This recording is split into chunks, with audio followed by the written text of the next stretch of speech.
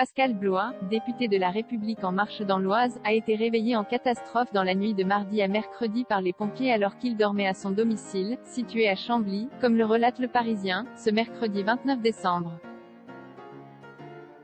Les soldats du feu, alertés par une voisine du parlementaire, étaient en train d'intervenir sur l'incendie de sa voiture, stationnée dans le garage de sa propriété. Ils ont toqué à la porte pour nous signaler qu'il était en cours d'intervention, raconte le parlementaire. Le temps d'enfiler un manteau et je suis allé constater les dégâts, explique-t-il dans les colonnes du quotidien. À son arrivée, le feu avait déjà été éteint.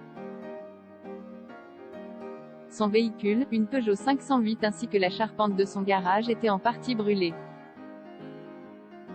Selon les premières constatations, il s'agirait d'un acte délibéré.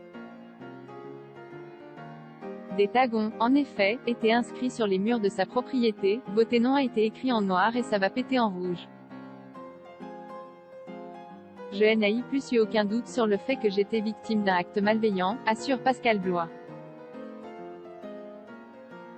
Et d'ajouter, ce genre d'acte d'intimidation est totalement contre-productif, assure Pascal Blois.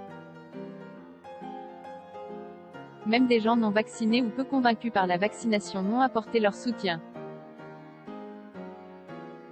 Ils trouvent ça lâche et abject. Moi, je trouve ça inadmissible par rapport à la démocratie.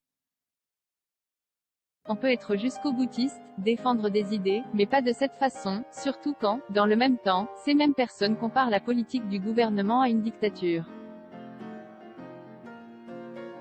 Le député avait déjà reçu une lettre accompagnée d'une balle. Ce n'est pas la première fois que le député de l'Oise est victime de tentatives d'intimidation, comme le rappelle Le Parisien. En novembre dernier, il avait reçu, tout comme 6 autres élus qui s'étaient montrés favorables au pass vaccinal, une lettre accompagnée d'une balle. Après cet acte malveillant, le député LREM a décidé de porter plainte. La section de recherche d'Amiens est chargée de l'enquête.